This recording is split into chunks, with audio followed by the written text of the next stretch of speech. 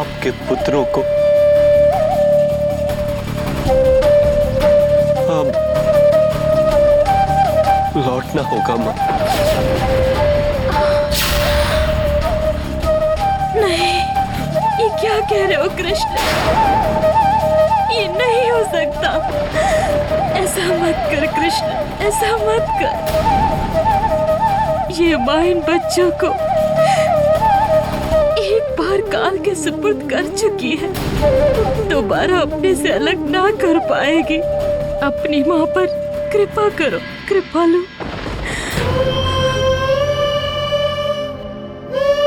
माँ,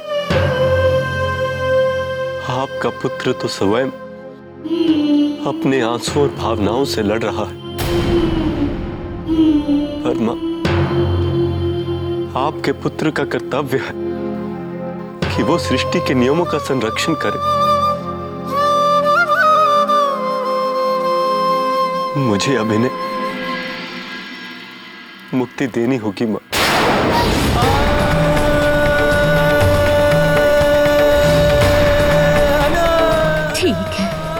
ठीक है कृष्ण, हम तो एक साधारण स्त्री हैं। हम कैसे ईश्वर को उनके कर्तव्य पालन से रोके? किंतु ये माँ अपनी कोख से जन्मे स्त्रीलोक से इतनी विनती तो कर सकती है ना कि वो हमें हमारे बच्चों के साथ जाने की आज्ञा दे, शक्ति दे और मृत्यु दे मुझे।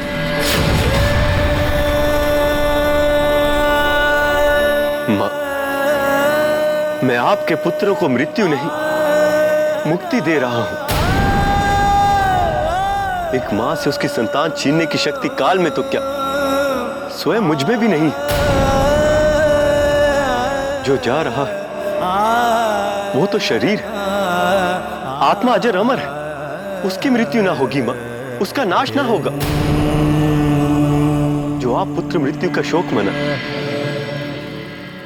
मां, आप ममता में डूबी इस परम सत्य को देख नहीं पा रही।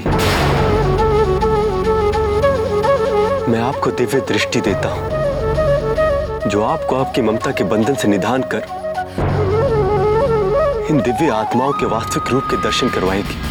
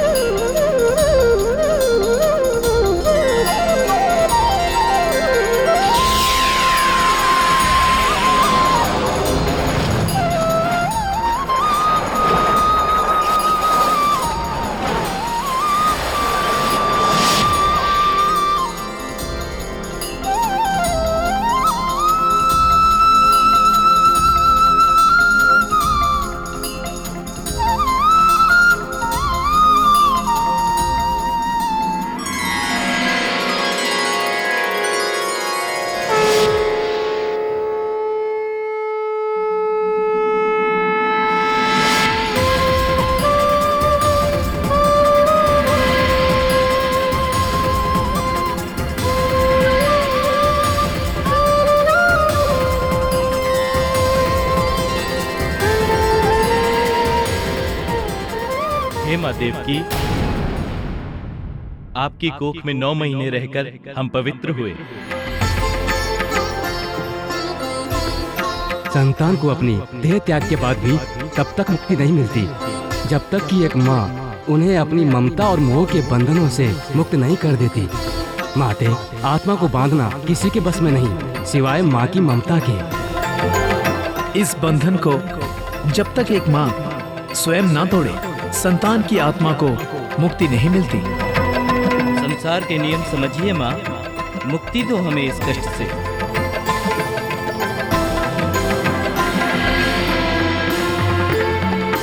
हमारे बच्चों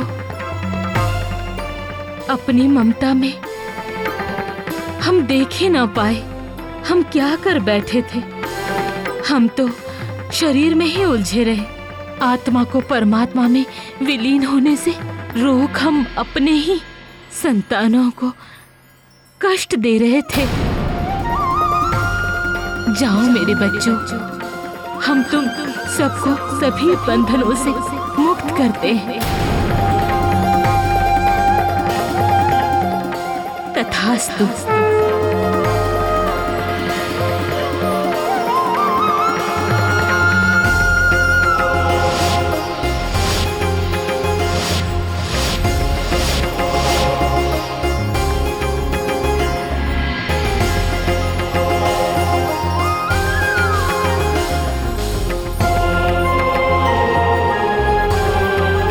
कृष्णा,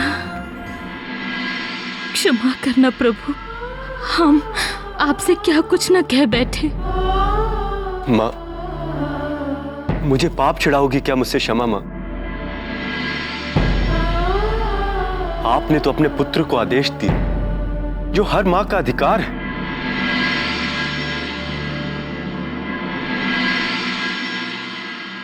पुत्र चाहे ईश्वर हो, चाहे कोई शूरवीर हो, यशस्वी हो, पंडित हो या अता धन वाला, किंतु मां के सामने वो हमेशा छोटा और नतमस्तक ही रहेगा, ऋणी ही रहेगा।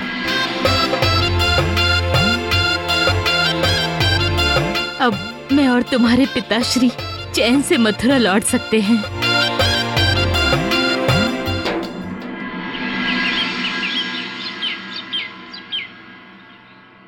आज सुबह संदेश आया था कान्हा कि माता देवकी और पिताश्री सकुशल मथुरा पहुंच गए।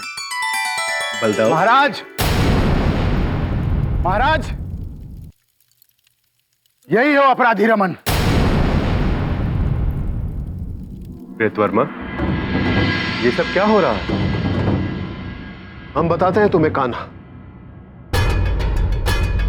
तुम्हारे सामने एक ऐसा पापी खड़ा है जिसने समस्त द्वारका को कलंकित कर दिया। आज तक द्वारका की पावन नगरी में ना तो कोई ऐसा निर्धन था और ना ही किसी के मन में ऐसा लोभ। आज आप सब द्वारका के पहले चोर से मिलिए। नहीं महाराज, नहीं, यह आरोप झूठा है। मैं सौगंध खाता हूं अपने बच्चों की और अपनी आने वाली पीढ़ियों की। ये पाप मैंने नहीं किया है महाराज। मुझे चोर ना समझे महाराज, मुझे चोर ना समझे। चुप कर धूर्त।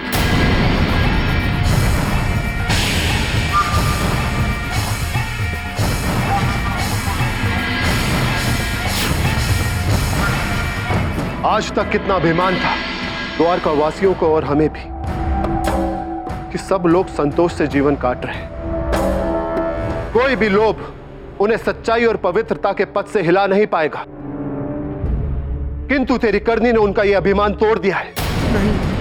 अरे तू तो इतना बड़ा पापी है कि तूने मंदिर में देवी देवताओं की मूर्तियों पर से उनके आभूषण ही चुरा लिए। नहीं महाराज। दुहाई, दुहाई गिरधर, दुहाई महाराज, न्याय हो, न्याय हो महाराज, न्याय हो। हे द्वारिकाधीश, एक माँ के लिए कोई धन, कोई आभूषण अपने बेटे के जीवन से अधिक मूल्य नहीं रखता। ये माँ सौगंध खाती है, अगर मैं झूठ कहूँ तो मेरे पुत्र का सिर अब भी फट जाए।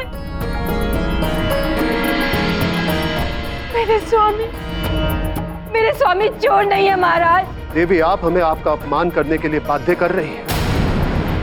इसका साथ ना दें, इसका साथ देंगे तो आधा पाप आपके माथे पर ले लेंगे आप। इसने अपराध किया है, इसे इसका दंड अवश्य मिलेगा। हे द्वारिकाधीश, आपके न्याय की चर्चा हमने बहुत सुनी है। प्रमाणित कीजिए कि जो हमने सुना वो झूठ नहीं था। हम निर्दोषों की रक्षा कीजिए प्रभु। बलदाऊ, तुम बीच में मत बोलो कृष्ण। तुम बहुत भोले हो, संसार को नहीं समझते, किंतु कई बार समझते हुए भी अपने प्रेम और कोमल भावनाओं से बंधे लोगों को स्वयं को ठगने का अवसर देते हो। इस कपटी से हमें निपटने तो कान्हा। हमने बहुत सोच विचार और छानबीन करने के पश्चात यह निर्णय किया है।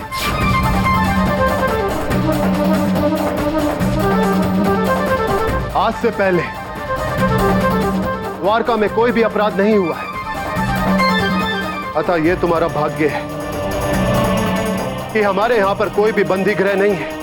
अन्यथा पूरा जीवन तुम सूर्य का प्रकाश न देख पाते। तुमने अपराध किया है तो उसका दंड तो तुम्हें मिलेगा ही। नहीं, हम तुम्हें मूर्तियों के आभूषण चुराने के अपराध में 100 स्वर्ण मुद्राएं राजकोष में जमा कराने का दंड देते हैं।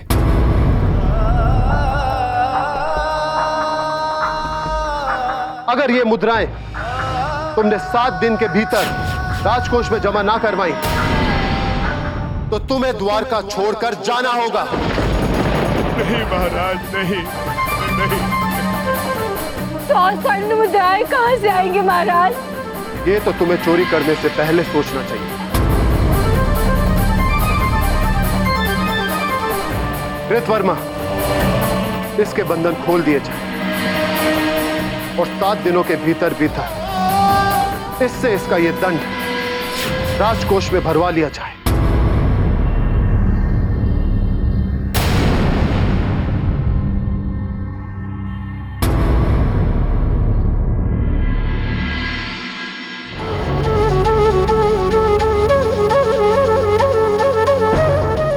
महाराज, हमारी रक्षा कीजिए महाराज, न्याय कीजिए महाराज, महाराज हमारी रक्षा कीजिए। मेरे स्वामी चोर नहीं है महाराज। ले चलो इन्हें। स्वामी चोर नहीं है महाराज, उन्होंने चोरी नहीं की। महाराज न्याय करें।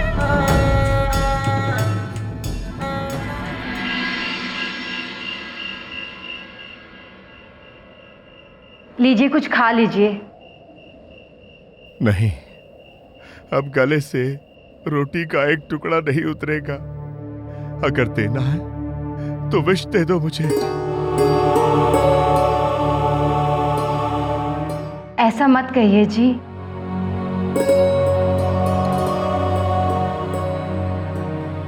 ये लीजिए। तो फिर और क्या कहूं प्रिय। जिस देश में सच्चाई और सम्मान के साथ अपना जीवन व्यतीत किया, आज उसी देश के महाराज ने मुझ पर ऐसा कलंक लगाया कि आने वाली पीढ़ियों के माथे से वो छाप नहीं मिटेगी। लोग क्या कहेंगे मुझे, क्या कहेंगे मुझे लोग।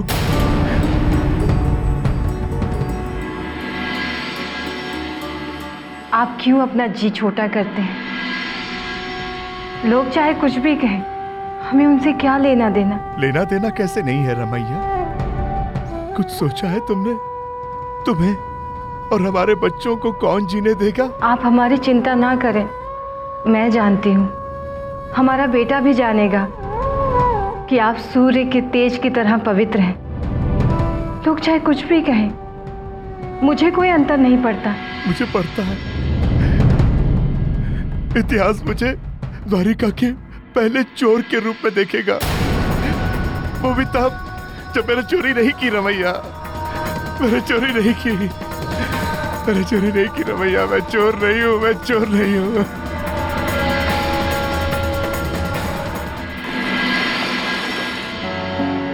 चोरी उसी ने की है कान्हा, तो दंड तो उसे मिलना ही था। परंतु दाऊ, इस बात का हमारे पास कोई प्रमाण भी तो नहीं। और क्या प्रमाण चाहिए तुम्हें कान्हा? मंदिर में मूर्तियों से चुराए सारे आभूषण उसके घर से ही मिले हैं। और रमन पर आरोप लगाने से पहले हमने समस्त द्वारका में पूछताछ की थी। दाऊ, यदि कल को कोई मुझ पर कीचड़ फेंके और आप मुझे उस कीचड़ में देख लें, तो क्या आप उस कीचड़ को मेरे अंदर का मैल समझेंगे? दाऊ, मैं ये कहना चाहता हूं कि हो सकता है उन आभूषणों की चोरी किसी और ने की हो और पकड़े जाने के भय से या किसी और शत्रुता के चलते उन आभूषणों को रमन के घर में छोड़ दिया हो। दाऊ, अब किसी ने रमन को उन आभूषणों की चोरी करते हुए भी तो नहीं देखा है। कान्हा, तुम हमारी समझ और निर्णय पर शंका कर रहे हो?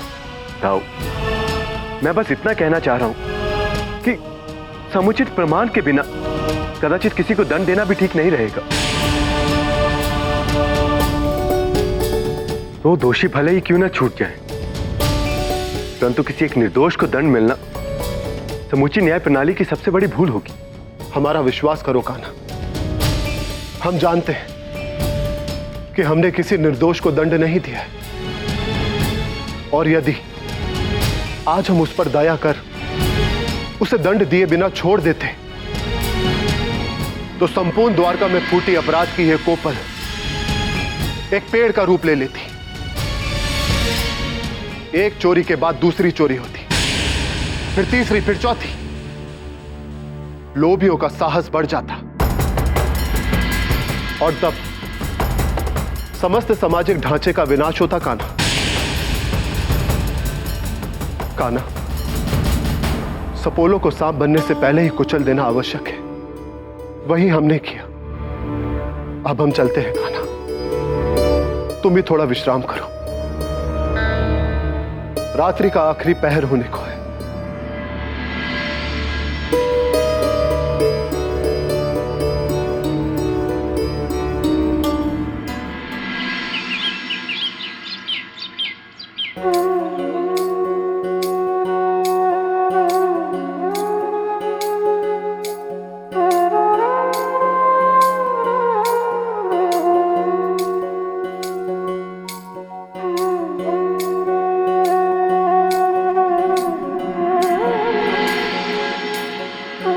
स्वामी,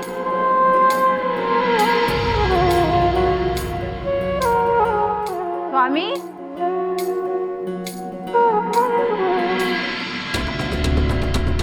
स्वामी, स्वामी,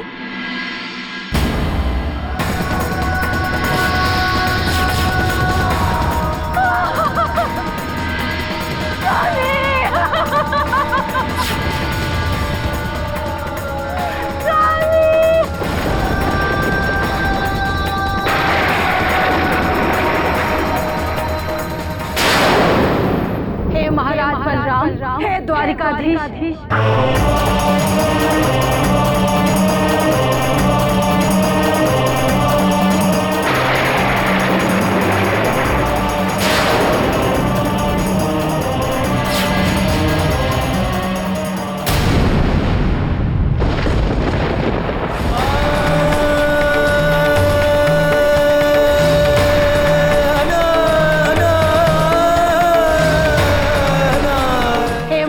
बलराम, हे द्वारिकाधीश, देखिए इनके मृत शरीर को। आप तो इनके चोर होने का कोई प्रमाण ना दे सके, पर इन्होंने अपने प्राण त्याग कर अपने निर्दोष होने का ऐसा प्रमाण दिया है, इसका काल भी साक्षी हो गया।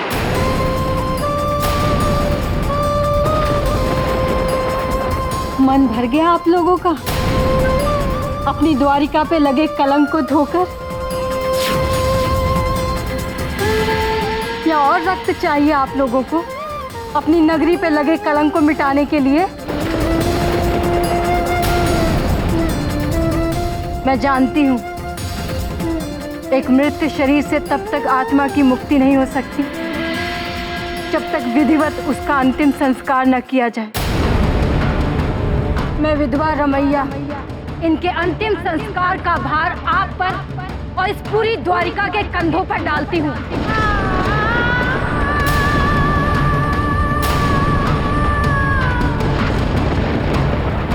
परंतु इतना ध्यान रहे, मेरे पति की चिता को अग्नि वही दे जिनका उन्हें दंड दिलवाने में प्रत्यक्ष या अप्रत्यक्ष रूप से कोई दायित्व ना हो। जैसा दंड आपने मेरे पति को दिया, वैसा ही दंड आप भी पाओगे।